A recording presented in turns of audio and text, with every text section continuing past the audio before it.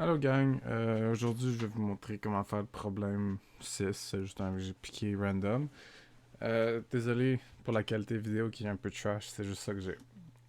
Fait que, alright, pour commencer. Fait que moi ce que je fais toujours là, quand je commence un problème, c'est que je vais checker vraiment, c'est quoi ma résistance équivalente, puis est-ce que je peux la trouver. Dans ce cas-ci, là, on peut voir à l'image, j'ai vraiment toutes mes résistances. Fait que je peux faire ma résistance équivalente. Fait que ça, là, en ce moment, on a des parallèles en série, comme j'appelle. Fait que tu vas avoir euh, deux résistances en parallèle, mais qui sont toutes placées en série. Fait que c'est vraiment simple. Ce que tu fais, c'est tu veux ramener ton circuit à ça. Fait que vraiment, là, on va tout ramener pour que on ait nos trois résistances en une seule. Fait qu'on va faire résistance équivalente de un et 2. Un, 2. Donc ça, on se souvient de la formule, c'est un sur première résistance qui est de 100. Plus un sur la deuxième résistance qui va être de 200. Donc si je fais ça sur la calculatrice, ça me donne sur 100 plus 1. Je sais qu'on peut utiliser aussi la formule là, pour savoir juste deux résistances, mais moi je préfère vraiment utiliser ça, c'est juste plus simple.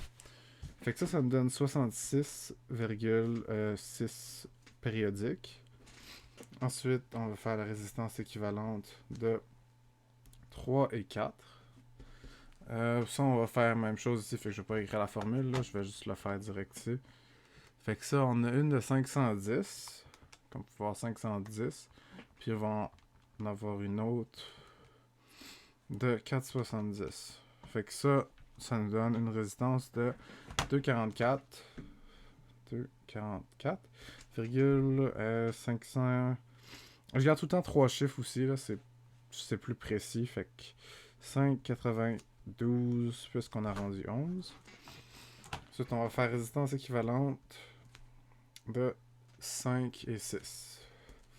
Ça, normalement, je le fais tout dans ma tête, mais je vais vous montrer vraiment, je vais tout faire les étapes, je vais vraiment mettre ça plus, le plus expliqué possible. Fait que ça, on va refaire encore notre calcul. 1 sur 1 sur 200, non, 220, plus 1 sur 33. Fait que ça va nous donner une résistance de 28. 6, 9, 6, 11. Puis là, ensuite, on va faire notre résistance équivalente totale. Fait que ça, c'est vraiment simple. Hein? Vu qu'on a ramené notre circuit à ça ici, ben on fait juste tout additionner. Fait qu'on va prendre 66,6 plus 2,44 plus 592 plus 28,696. Fait que ça donne une résistance totale de 339,888 ohms. Donc, j'ai trouvé ma résistance totale. Là, dans ce cas-ci, dans ce problème-ci, on n'a pas, comme vous pouvez voir ici, on n'a pas notre, notre voltage, mais on a notre ampérage qui est de 29,4 milliampères. Une autre affaire avec les milliampères, je vous conseille vraiment, là, écrivez-les tout le temps là, au long. Tu sais, c'est mélangeant, là, 29,4 milliampères, mais tandis que tu as 0,0294 ampères, tu te trompes pas. Fait que là, bon, on a deux valeurs. Dans notre circuit, si on veut trouver notre troisième valeur, on va se servir de la loi d'Ohm, qui est E, R fois I. Donc ça, là, c'est super important. On va l'utiliser pour faire tout le circuit au complet. Je vais la mettre comme ça. OK. Fait que là, on a résistance équivalente. On a notre ampérage. Fait qu'on a deux valeurs. Fait qu'on peut trouver notre troisième. Donc E, total, ça va être de 339,888 fois 0,0294. Donc ça va nous donner notre voltage total. Fait que si je fais ça fois 0,029. Donc j'arrive à... bon, regarde, je vais l'arrondir, là. Ça donne 9,9927. Fait que on va le mettre à 10. Là. On va pas se faire chier. Fait que ici, j'ai 10 volts. OK. Fait que maintenant, j'ai mes trois paramètres. J'ai ici, premièrement, je vais avoir mon résistance équivalente, je vais avoir mon voltage, puis je vais avoir mon ampérage. Fait que bon, là, on va s'attarder à notre circuit. Comment est-ce que je ferais pour trouver... tu sais, premièrement, on sait que dans un circuit en série, qu'est-ce qui reste la même chose? Ce qui reste la même chose, ça va tout le temps être ton ampérage. Fait que tes amps, je vais l'écrire en anglais, là. Fait que les amps dans un circuit en série, c'est tout le temps la même chose. Tandis que dans un circuit en parallèle, c'est notre voltage. Donc, fait que là, on sait, ces deux concepts de base-là, si on les prend, on peut régler notre problème. En ce moment, tu sais, notre circuit, c'est ça. Parce que, tu sais, on l'a réduit à ça. Fait que ça, qu'est-ce que ça veut dire? Ça veut dire que dans chaque résistance qu'on a, comme vous pouvez voir, si vous checkez le R1, R2, ça, c'est une résistance en série. C'est pas une résistance en série, mais tu la ramènes en résistance en série. Fait que ça veut dire que l'ampérage qui ressort, qui rentre dans la résistance puis qui ressort, va être la même. Fait que on peut savoir aussi que, vu que c'est en parallèle, le voltage va être la même dans chaque résistance. Donc, là, ce que je ferais, je vais aller trouver le voltage dans... Non, attends. Ce que je vais faire, c'est que je vais trouver le voltage dans la résistance totale. Parce que, si on prend ça, je vais vous faire un petit exemple. Tu vois, là, j'ai ma résistance. Ça va être la... On va prendre cette résistance-là, ça va être la résistance équivalente. 1, 2. Ensuite, je vais avoir celle-là. Je vais le faire plus comme dans le schéma. Là. OK. Donc, on a ça, là. Ici, ça va être notre résistance équivalente. 3, 4. Puis ici, ça va être notre résistance équivalente. 5, 6. OK. Fait que là, je sais pas si vous comprenez à date, là, mais ce que j'ai fait, là, c'est que j'ai ramené mon circuit en série. Fait que qu'est-ce que ça fait, ça? C'est que cette résistance-là, c'est la résistance qu'on a calculée ici. Fait que ça, dans cette résistance-là, qui est deux résistances, qui est en parallèle, qu'on a maintenant mis en série, ce qu'on peut faire, c'est on peut trouver... premièrement, première chose, on l'a ramené en circuit en série. Donc, ça s'applique. L'ampérage que j'ai ici, ici, va être le même. Ça, pourquoi? Je vais vous montrer un petit exemple. Imagine ici, on a notre point. On a deux résistances qui s'en vont de même. De même. Fait que vous voyez ça? Ça, en fait, là, c'est une résistance en parallèle. Donc, dans deux résistances en parallèle, le voltage va être le même dans ces deux-là, mais pas l'ampérage. Sauf que on a une des lois de Kirchhoff qui nous dit ce qui rentre dans un point va ressortir au même niveau. Donc ici, je ne sais pas si vous voyez à l'écran, là, mais ici, imagine, là, j'ai 5 ampères qui rentrent. Ben, je vais avoir 5 ampères qui sortent. Fait qu'on peut conclure que mon voltage, il reste le même dans chaque, mais l'ampérage va se diviser. Mais il va revenir à la même chose.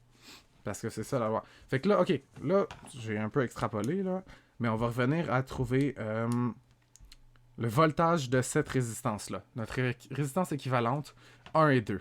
Fait qu'on va faire voltage REQ 1, 2. OK. Comment est-ce qu'on trouverait ça? Ben, si on prend notre loi d'Ohm ici, on cherche le voltage. Est-ce qu'on a la résistance puis l'ampérage? Oui. Notre ampérage, ça va être 29,4 mA parce que dans ces deux résistances-là, tu sais, là, je vais prendre en parallèle, là, ici, puis ici, on a le même ampérage.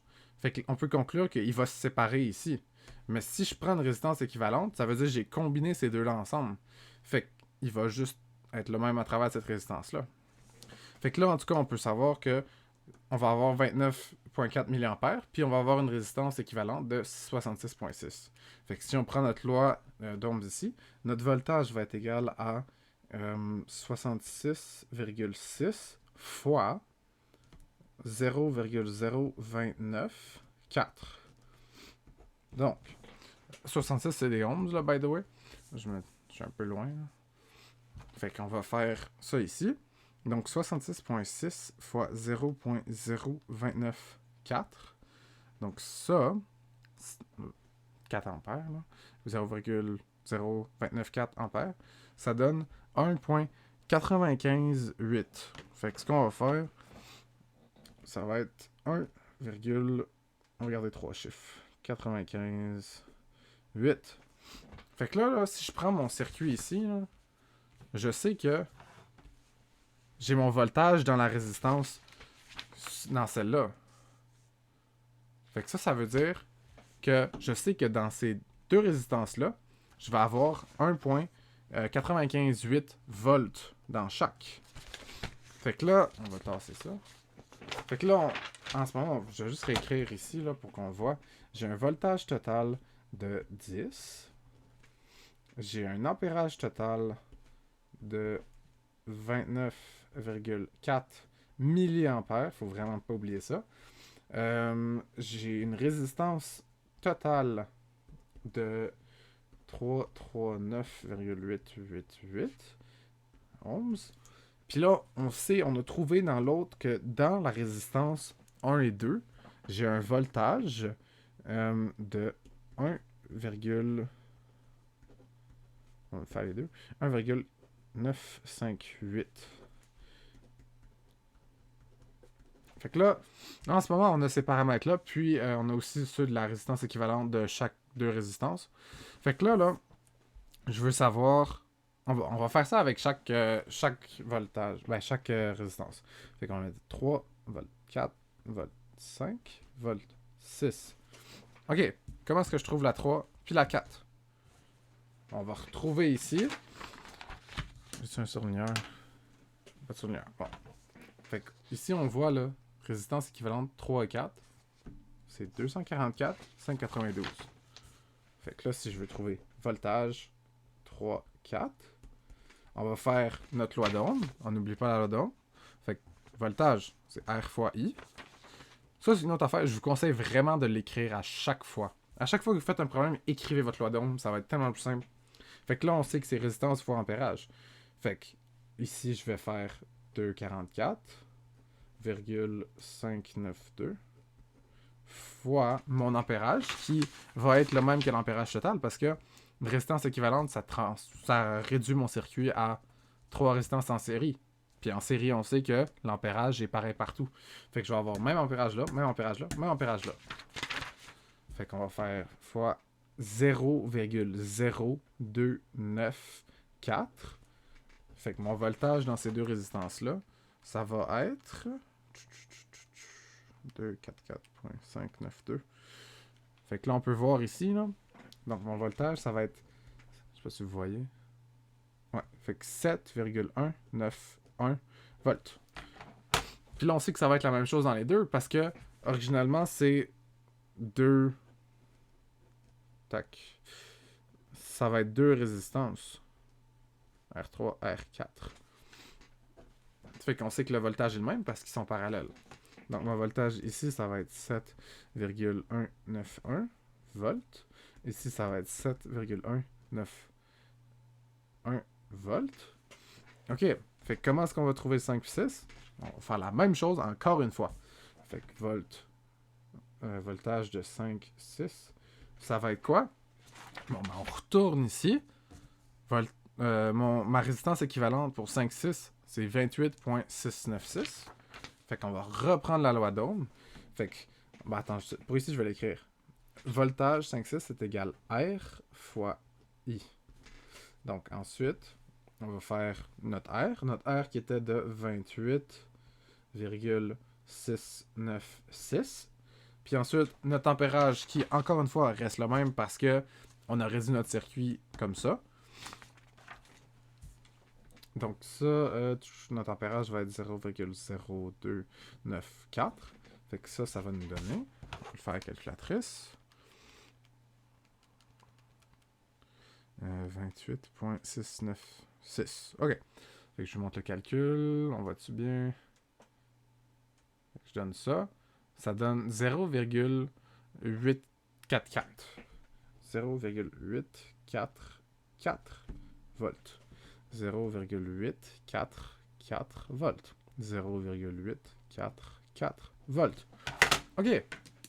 Fait que là, so good. So far, so good. Fait qu'en ce moment, on a réussi à trouver le voltage dans chaque paire de résistance.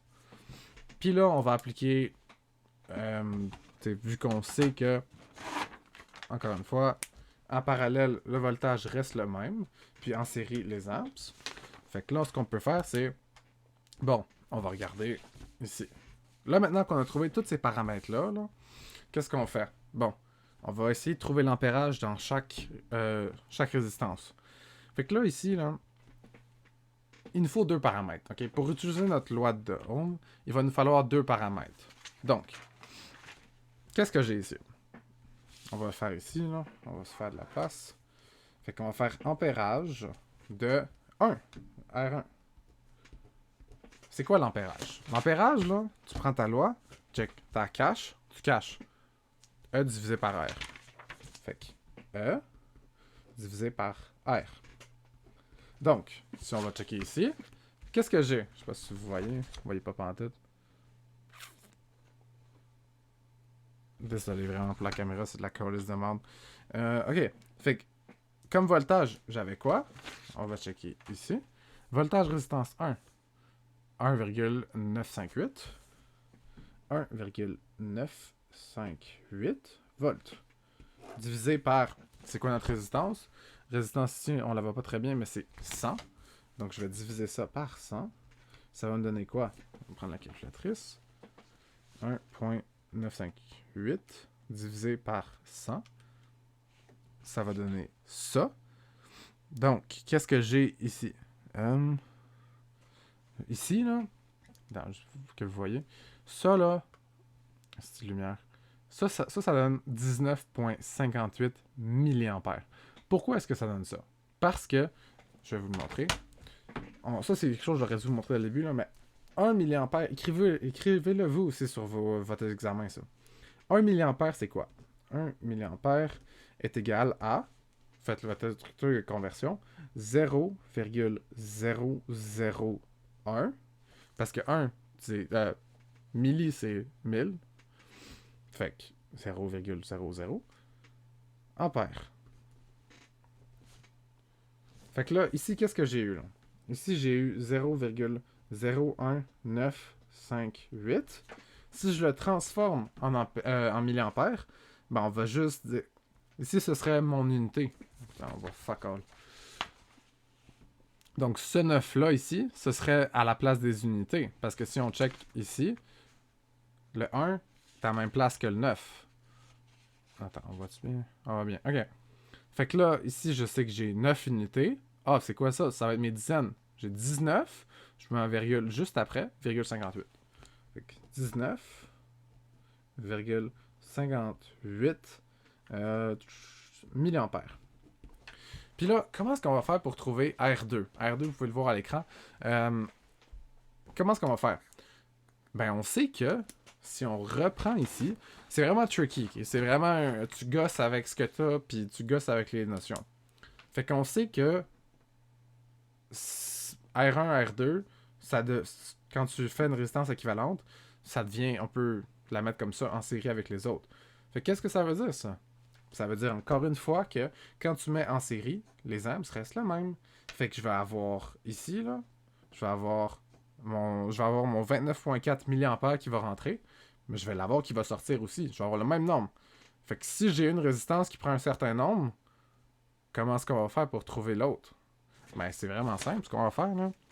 Pour trouver IR2, là. Oh, fuck. Vous voyez pas très bien. OK. Ben, je vais le faire, je vais vous montrer après. IR2, là, ce qu'on va faire, là, c'est vraiment simple. On va prendre l'ampérage total qui va passer dans les deux, puis on va faire moins l'ampérage de R1. Fait que ça va nous donner 29,4 moins 19,58 milliampères. Faut pas oublier ça. Fait que je vais vous montrer le calcul. Le calcul, ça revient à... Oh my god.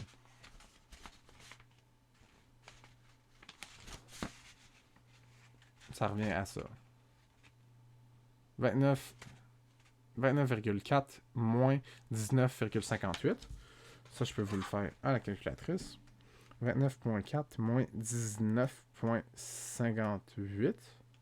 Fait qu'on va avoir 9,82 mA.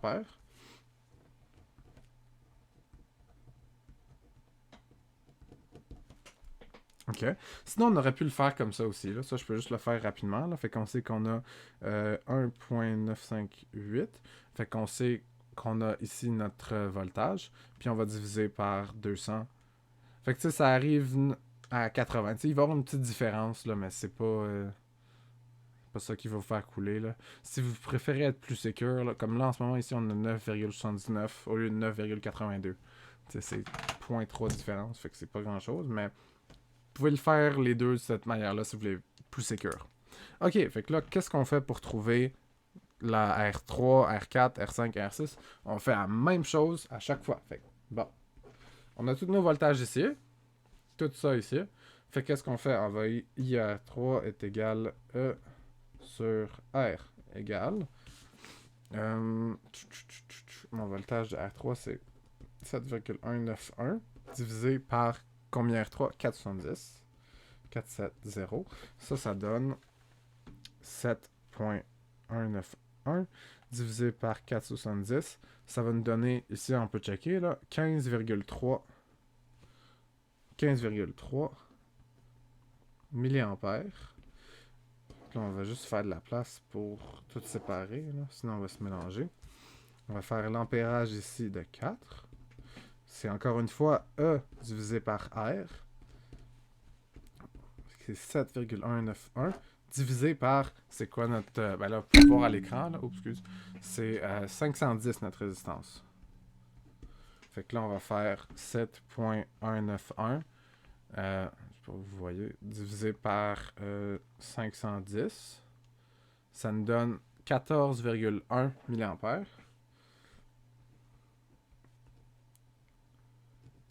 Puis une autre affaire aussi, on peut confirmer nos réponses. Vu qu'on sait que... Attends.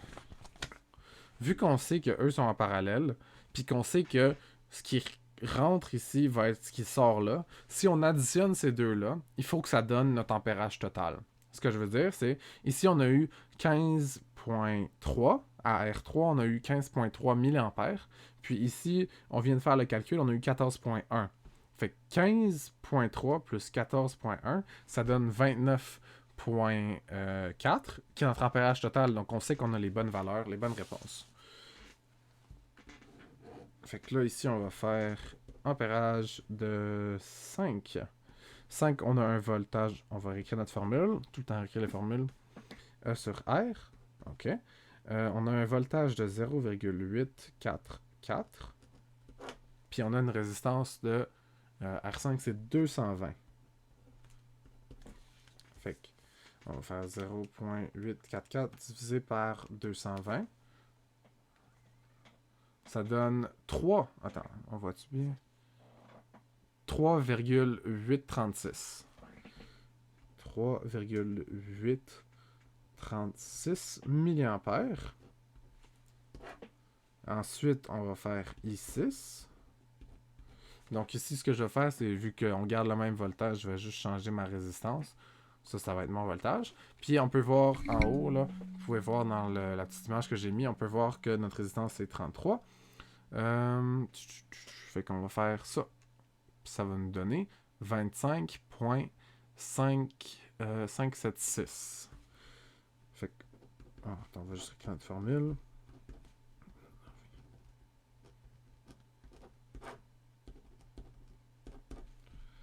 « 25,576. On va l'arrondir un peu. Milliampères. Fait que là, ben, on a trouvé tout. Puis ça m'a pris 24 minutes. Fait que c'est quand même assez long. Mais c'est nécessaire. Il faut le faire. Fait que ça m'a pris toutes ces pages-là de calcul. Je pourrais vous faire une autre petite vidéo après pour vous expliquer d'autres problèmes, là. Mais c'est vraiment ça. Fait que ce qu'on doit faire, là, c'est on doit vraiment prendre le problème, on le simplifie, on trouve nos 3 valeurs de base. Donc, voltage, ampérage, résistance totale. Puis, si on a, comme ici, là, des parallèles, on peut aussi trouver notre résistance équivalente, ce qui va nous permettre d'avoir une valeur là. Si on sait le voltage d'un des deux, on peut trouver l'ampérage de chaque. Ou si on trouve l'ampérage qui rentre dans la parallèle puis qui ressort, fait que ça va être le même voltage. Ça va nous donner une autre valeur on va avoir nos deux valeurs pour faire notre loi d'Ohm. Fait que c'est ça. Si vous avez des questions, vous avez un problème que vous voulez que je fasse en particulier, écrivez-le moi sur Snap. Puis je vais pouvoir peut-être vous faire ça. Fait que, alright, ciao.